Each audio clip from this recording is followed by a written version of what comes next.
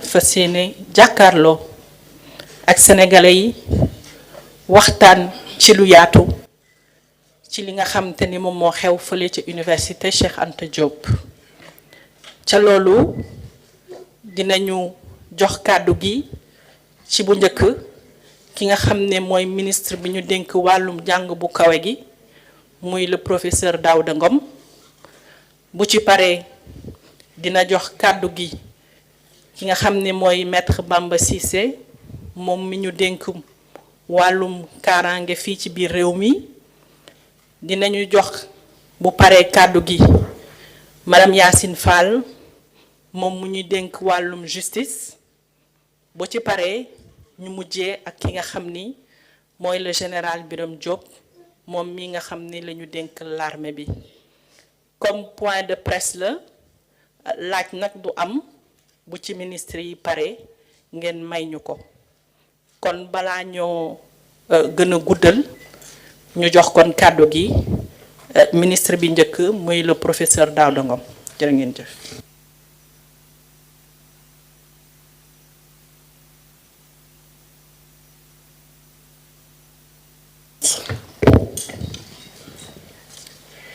Je tiens tout d'abord à ma qualité de ministre de l'Enseignement supérieur, de la Recherche et de l'Innovation, à m'incliner respectueusement devant la mémoire de Abdoulaye Ba, étudiant en licence 2 à la faculté de médecine, de pharmacie et d'odontostomatologie. À la suite de cet événement tragique, j'exprime mes condoléances les plus attristées aux parents de la victime. Ces condoléances s'adressent également à la communauté universitaire en général et à la communauté estudiantine en particulier. J'ai une pensée profonde pour tous les blessés à qui je souhaite prompt rétablissement. Ce décès survient dans un contexte marqué par une crise récurrente liée à la gestion des allocations d'études, laquelle est exacerbée par le dysfonctionnement cyclique du système universitaire. Les universités sénégalaises ont été fortement impactées par le chevauchement d'années académiques, résultant en partie des crises sanitaires, notamment la Covid-19, et sociopolitiques entre 2021 et 2024. Ces dysfonctionnements conjoncturels se sont greffés à des lacunes structurelles de notre système d'enseignement supérieur. En dépit de la grande résilience de celui-ci, ses performances et sa crédibilité ont été fortement éprouvées, entre autres par la massification de la population estudiantine, mais également le déficit d'infrastructures. Concernant la question des bourses, qui a été à l'origine des troubles,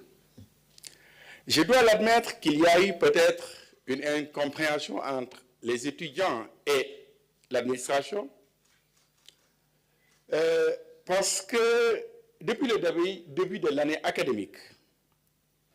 les bourses sont régulièrement payées le 5 de chaque mois.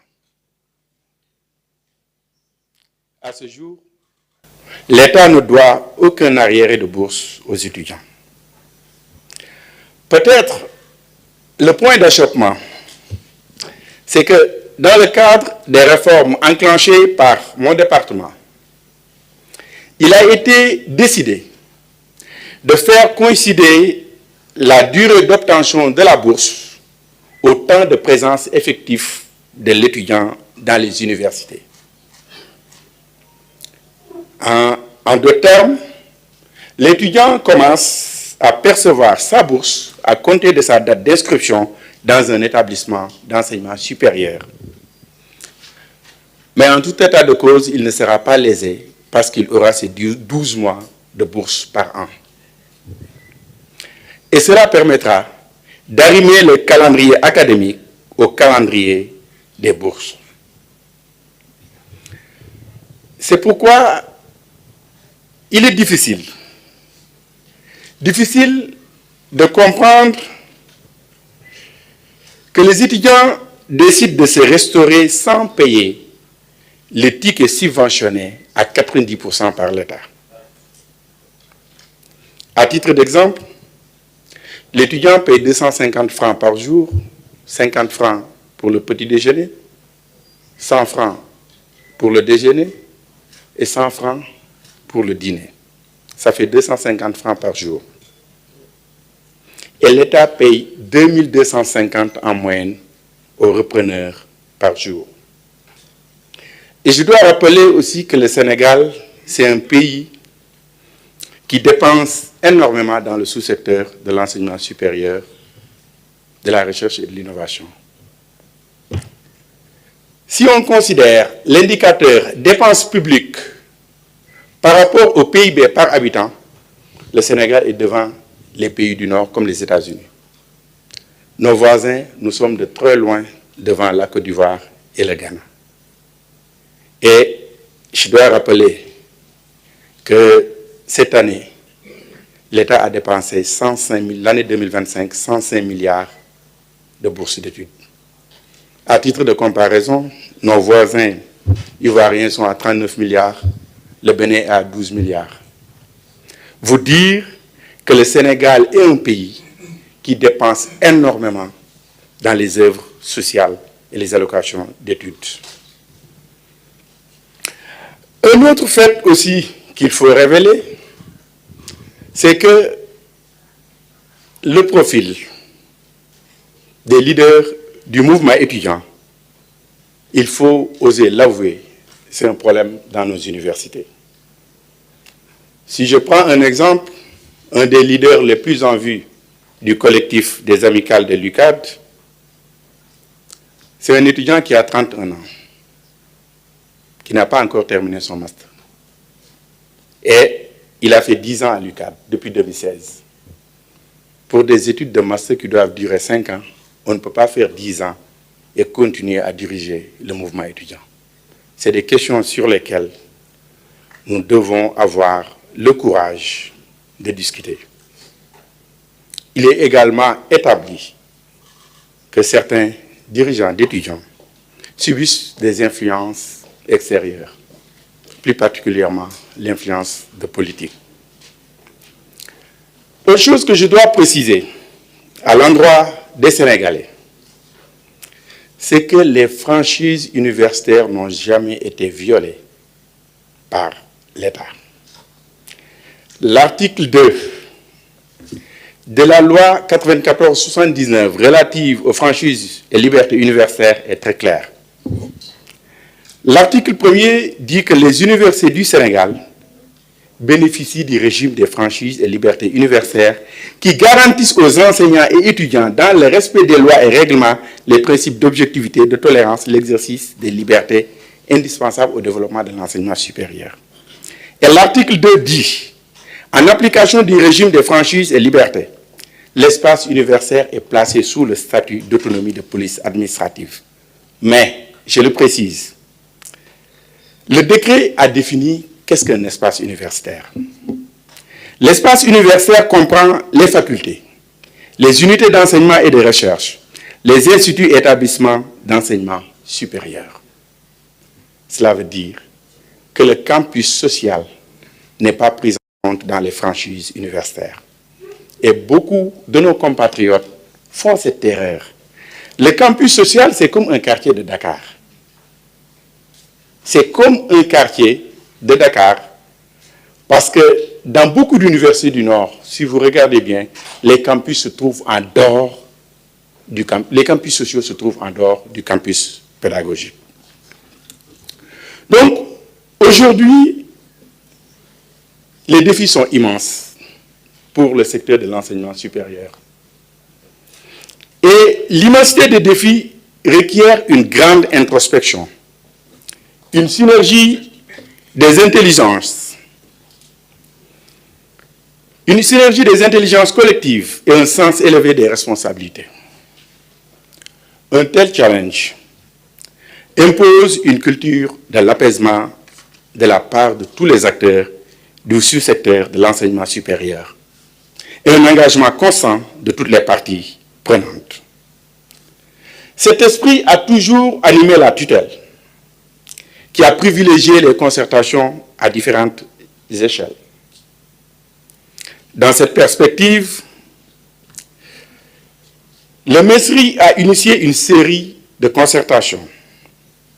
Il en est ainsi des assises de l'enseignement supérieur du 21 au 25 juillet 2025 relatives à l'agenda national de transformation de l'enseignement supérieur, de la recherche et de l'innovation. Les conclusions consensuelles consignées dans le rapport Antesri m'ont été soumises pour transmission au président de la République. En ma qualité de ministre, j'ai également de façon régulière reçu les représentants des syndicats d'enseignants-chercheurs et de PATS, mais surtout des étudiants. Je dois préciser que j'ai reçu à 4 reprises les délégués des amicales, du collectif des amicales de l'UCAD. J'ai reçu ces étudiants pour favoriser un dialogue inclusif en vue de résoudre des crises ou de retenir avec eux des solutions préventives. Les structures du ministère de l'Enseignement supérieur, de la Recherche et de l'Innovation dans toutes leurs composantes ont également initié à des intervalles réguliers des concertations avec les acteurs dans leurs compétences sectorielles. Sous mon impulsion, le directeur des bourses a aussi initié des concertations sur les esquisses de réforme des allocations d'études afin de garantir l'efficacité dans la gestion des bourses et une meilleure inclusivité sociale, compte tenu des consultations régulières avec les amicales d'étudiants de toutes les universités sénégalaises. Je peux le dire, j'ai reçu presque les amicales de toutes les universités sénégalaises. Et lors de la crise du mois de novembre également, le Premier ministre et le président de l'Assemblée nationale ont reçu les amicales, le collectif des amicales de l'UCAD pour échanger sur la question des allocations de bourse. Enfin, le ministère de l'Enseignement supérieur, de la Recherche et de l'Innovation, conformément aux directives présidentielles du 15 octobre 2025, a instauré, avec l'appui du Haut Conseil du dialogue social, un comité sectoriel en son sein dans le but de prévenir les crises et de gérer les conflits. Et le ministère a déjà organisé, avec la forte présence des étudiants de toutes les universités, un atelier de renforcement des capacités sur le dialogue social. Donc cet atelier a été organisé du 26 au 28 décembre 2025. Toutefois, la mise en œuvre des réformes structurelles constitue une exigence pour reconstruire un enseignement supérieur de qualité au service exclusif des étudiants, du développement du capital humain, de la recherche et de l'innovation. Les dysfonctionnements observés au niveau des structures académiques plaident pour ces réformes. Les mener n'est pas une simple exigence de l'heure. Soucieux de garantir une formation de qualité et promouvoir l'excellence, je demeure convaincu que ces réformes relèvent de l'éthique, de la responsabilité que nous impose notre sacerdoce, celui de poser les jalons d'une vision renouvelée des universités sénégalaises et au-delà de tous les établissements d'enseignement supérieur. Avant de finir, je voudrais prier pour le repos de l'âme du disparu, l'étudiant Abdoulaye Ba. Mais je voudrais également appeler solennellement les étudiants au calme, à la retenue, à la non-violence, à la concertation, au dialogue et à la dignité. La vie humaine est sacrée. C'est dans l'apaisement et la responsabilité que nous honorerons la mémoire de l'étudiant disparu. Je vous remercie.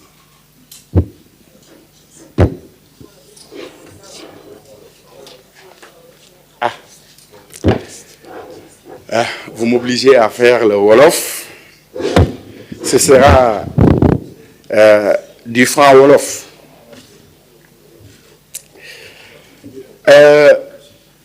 Mbokki Sénégal maa ngi nuyu ñëpp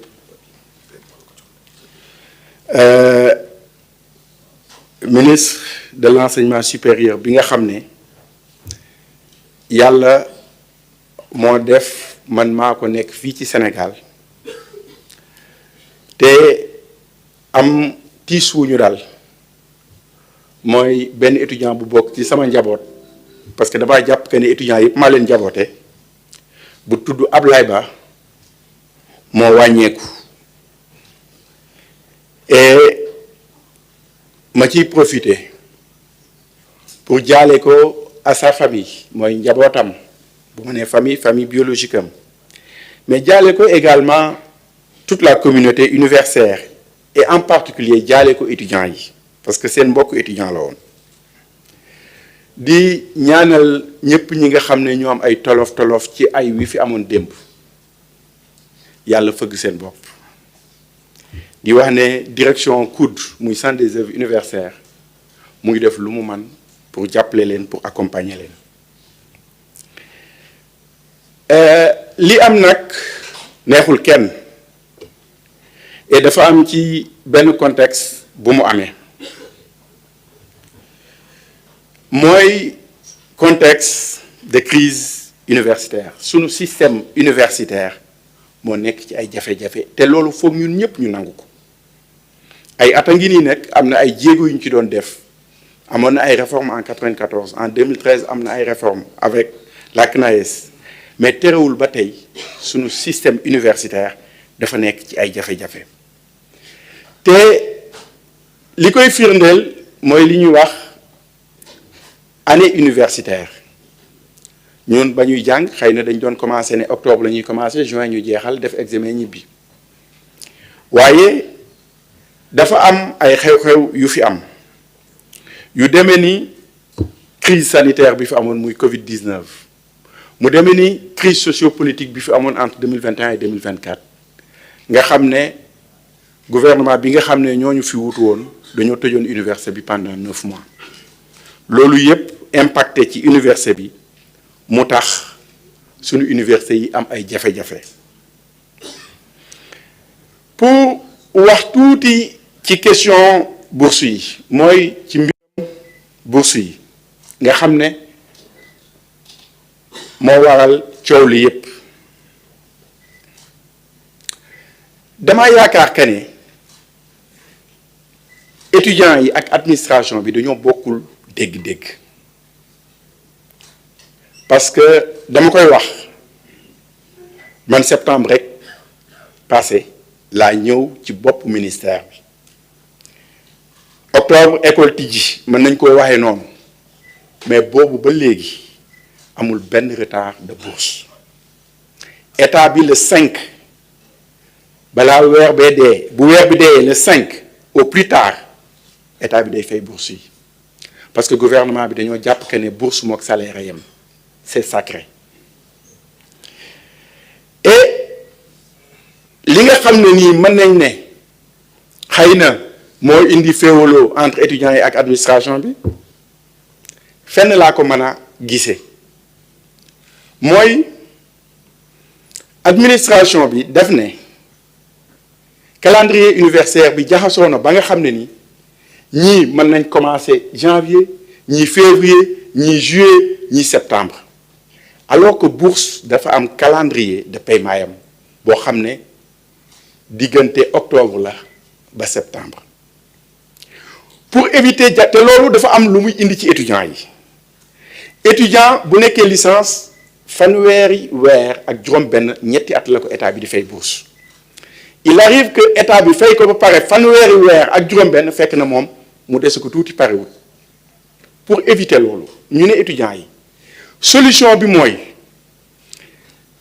ñu def ba nga xam ne bourse bi ñu ngi la koy fay bi nga inscrire woo di jàng réellement parce que jafe-jafe rappel yi ngeen di dégg yépp liñ ciy wax booba nekk goo étudiant te tant que nekkoo étudiant mënuñu considérer que ne dañ laa war a fay bourse mu ngi mel ni may def stage ci benn entreprise stage boo xam ne c'est pas payant dafa juróom-benn weer ñu recruter ma ne entreprise bi 6 mois yi ma fi def stage danga ma koy fay noonu rek laa ko mën a misaale jafe-jafe yu bari ci loolu la moo tax dama am ay jafe-jafe pour comprendre lan moo tax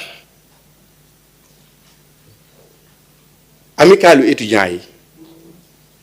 di décréter li ñuy wax ay JST parce que ci liy indi coow li loolu ci la bokk mooy journée sans ticket parce que état bi mu ngi fay bourse yi régulièrement bu état bi fayul woon bourse étudiant bi ne JST mën nañ ko comprendre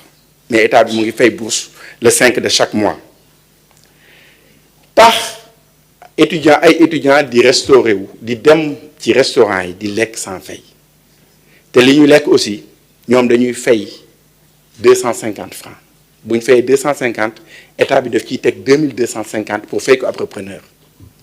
muy loo xam ne dañ ko subventionné donc loolu dañuy ñaan sunu mbokk étudiants yi nga xam ne suñuy doom lañ suñuy jaabaat lañ suñuy rakk lañ man mii di wax ak yéen samay ñes ak samay neveu ñoo nekk université de Dakar comme ñoom di am ay jafe-jafe aussi mais beneen affaire bi nga xam ne nii moo am ci université bi mooy foog ñu waxante dëgg li nekk université mënatul continuer parce que profil délégué étudiant yi itam foog ñu wax ci ndax bu ma leen joxee exemple benn étudiant boo xam ne mu ngi master ba tey délégué d'étudiant am fanweeri at ak benn normalement ku am fa ëppale fanweeri at nekk université waroo ak sax am bourse parce que sauf si boo nekkee doctorat am fanweeri at ak benn def 10 ans université depuis 2016 mu ngi université kooku il n'a rien à perdre loolu mooy dëgg et il faut que étudiants itam ñi ñuy jiital ñuy xool pour éviter yenn jafe-jafe yi te délégué yooyu wax naa sànq ne dañuy subir influence extérieure premier ministre wax na ko keroog dinaa ko waxaat tey malheureusement et c'est confirmé il y a des opposants yoo xam ne dañu doon influencer les dirigeants des amicales di leen jox xaalis ne dañ leen di dimbale pour lekk te loolu nekkul loo xam ne nii lu rafet la parce que université aussi du champ politique université mën na ku ne mën nga am sa gëm-gëm ak sa parti politique mais buñ ko politiser ba nga xam ne nii leader politique bu yaakaar ne boo bëggee am aura foog nga dem université di influencer les délégués d'étudiants loolu loo xam ne la du lu rafet man maa obligé woon ne directeur du COUD que ne l'accès université yi foog ngeen di ko contrôler parce que c'est vrai c'est comme un quartier de Dakar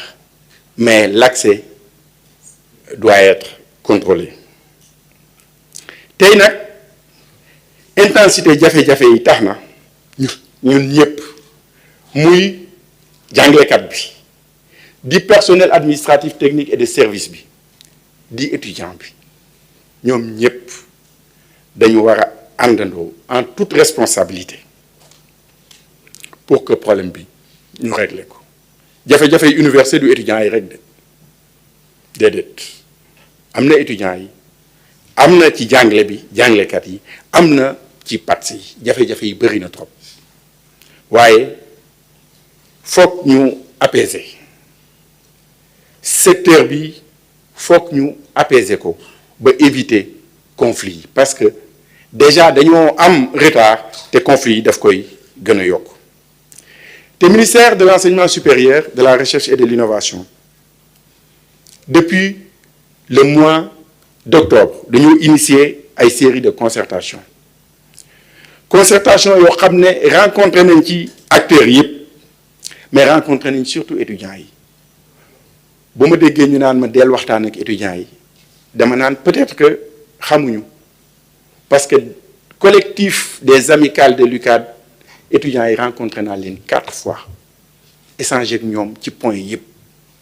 donc maa ngi waxtaan ak étudiants yi te damay continuer di waxtaan ak ñoom loolu lu mënul ñàkk la bu ñu tasee nag xëy na ñoom am na lu ñuy défendre man ma am lu may défendre mooy li may yaakaar ne mooy intérêt Sénégal te ñoom ñu bokk ci mooy seen intérêt mooy intérêt Sénégal parce que dama koy wax souvent boo waxee dépense ñu ne la da ngeen di bëri loo leen di joxe ay indicateurs ci ay chiffres mais loolu yëpp dama ciy profiter pour wax ne ñun gëm nañ ne li ngay def ci étudiant du dépense investissement la c'est tout à fait normal waaye nag foog ñu réglementer ko te aussi rencontré naa leen mais premier ministre ak président de l'Assemblée nationale rencontré nañ étudiants yi ci grève bi nga xam ne nii mooy grève bi passé et ministère bi nga xam ne maa ko jiite itam mooy ministère bi njëkk te le président du Haut Conseil du dialogue social mën na ko témoigner mooy ministère bi njëkk a instauré son comité sectoriel du dialogue social te bañ koy instauré atelier la ñu organisé woon le 26 du 26 au 28 décembre à Saly te étudiants yi ñu nga fa woon récemment woo nañ leen à l'hôtel Ndiambour pour ñu discuter ci révision décret 2014 bi nga xam ne mooy lépp luy bourse ak allocation d'études foofu lañ ko tënk waaye gis nañ ni mu mujjee avant ñuy pare réunion bi malheureusement et je le déplore étudiants yi dañoo gedd réunion bi te man damaa yaakaar ne ki lay woo naan la kaay ñu waxtaan kooku bëgg na jàmm bëgg na ñu jubal système bi te nag réforme yi dañ coo toll foo xam ne lu mënul ñàkk la bu ñu naxante réformer système enseignement supérieur mënul ñàkk li état bi di def bëri na te résultat bi néew na jàpp leen benn ay indicateurs étudiants yi dugg première année à l'UCAD 23% mooy ñeent yoo jël presque benn bi 23% duñu eggale sax première année bi dañuy abandonné dañuy bàyyi continuer di conserver seen bourse dem defi leneen tey jii campus su Dakar am na ñu fay fanaan ñoo xam ne dañuy xëy defi càq-càq bu ngoonee ñu ñibbi si fanaan si biir université de Dakar donc étudiants yi buñ nee réforme pour ñoom la et wax naa leen ko nee naa leen yéen benn néeg ñaar fukki nit nekk ci parce que am na université boo fa demee di nga gis ay chambres yoo xam ne ay 12 ñu naan la yi 15 yi 16 personnes ci benn néeg ak njeexital bi ci mën a am yépp ma ne leen yéen étudiants yi réforme bi c'est pour vous yéen a war a kaas pour am d'excellentes conditions de vie ñun ñi tombé woon ak réforme 94 bi dañ ñaan ñun peut-être ñooy génération bi ëppoon chance université parce que 94 dafa amoon réforme université Dakar ñi ci bokkoon xam nañ li may wax néeg bu ne ñaari nit ñoo ciy nekk amoon droit clandoter kenn ñu réglementer l'accès restaurant yi li ñuy servir étudiants yi ñu koy contrôler violence bi mënu foon a am parce que dugal paaka université sax lu jafe la woon tey jii nii directeur du COUD ngi nii toog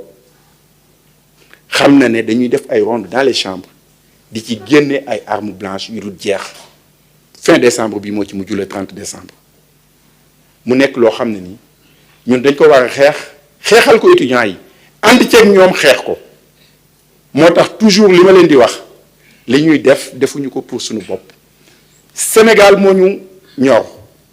liñ ma mën a wax luñ ma mën a def Sénégal moo ñu ñor donc nañ ànd liggéey réformer système bi parce que système bi yëpp la ñuy réformer te système bi ñuy réformer du étudiants yi rek de ñoom seen bourse yi peut-être moo indi coow te xëy na dañoo déggantewul ak ñun mais c'est tout le système de l'enseignement supérieur qui est à réformer aujourd'hui donc loolu en fait du option réforme du option exigence la pour l'État du Sénégal parce que bu ñu réformer wul système enseignement supérieur bu yóbboo ñu tëj suñuy université xam ne l'enseignement supérieur va s'écrouler. Donc moo tax ma ciy woo toutes les composantes du système muy jàngalekat yi muy étudiants yi muy personnel administratif technique et de service mbir mi suñu yëf la ñun ñëpp nekk ay enseignants beeg jàng ñëpp système bi c'est notre système te ñoo ko war a sauver. Donc loolu il faut que ñu xam ko que ne réforme yi sunu responsabilité la loolu luñ ñu imposer la c'est pas parce que dañoo bëgg a ñëw réformer pour réformer non c'est que bu ñu réformer wul ça passe ou ça casse. Malheureusement système bi bu ñu ko réformer wul dans sa globalité je dis cela veut dire que université amatul sens Sénégal. Bala may terminer damay delluwaat di ñaanal étudiant bi nga xam ne moo fi jóge parce que wax naa ko ci sama début kàddu yi ma damaa jàpp que ne étudiants yëpp sama njaboot lañ parce que professeur université la délégué yi doon ñëw di négocier ak man 8 yi ñaar ñi sama étudiant lañ à l'université ba may jógee université maa leen doon jàngal donc sama njaboot lañ samay rakk ñoo fa nekk nee naa leen samay doom samay jarbaat ñoo nekk université ma di leen woo ne leen nañ delloo si ñun ñëpp suñu xel parce que calme ak retenue lu mu la mayul dara du la ko xañ te violence ça n'a jamais réglé les problèmes même les guerres se terminent autour d'une table bu dee violence rek du régler dara donc ma leen di woo ñu def loolu et loolu ñun ñëpp tout le système nous le devons au défunt Ablaye Ba parce que la vie est sacrée te apaisement ak responsabilité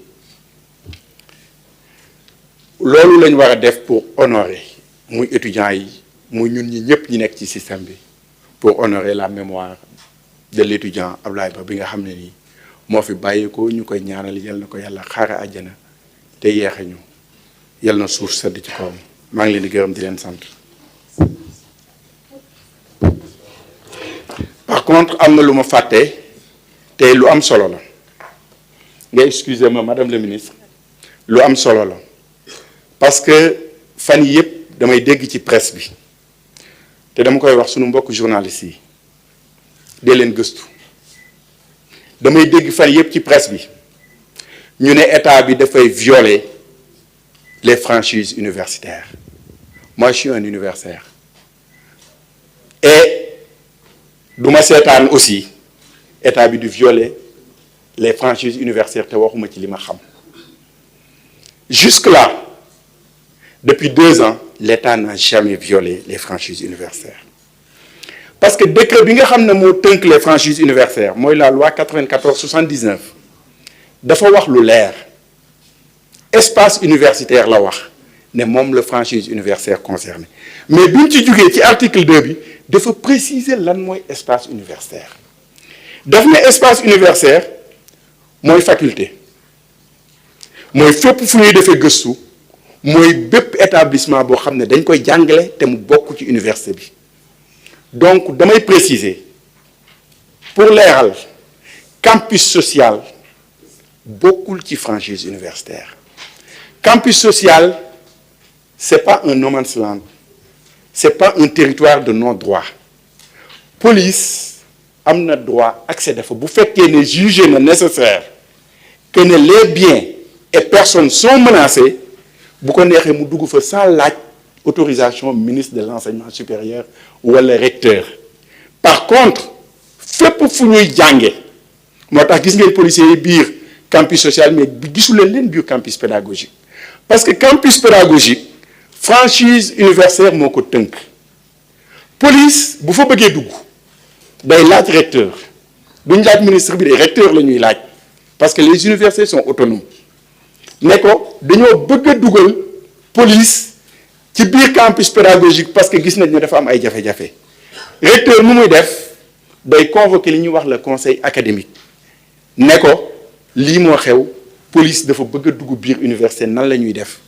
bu ko conseil académique bi ne waaw mu wax policiers yi ni leen dugg leen bu ñu nee déedéet te argumenté ko itam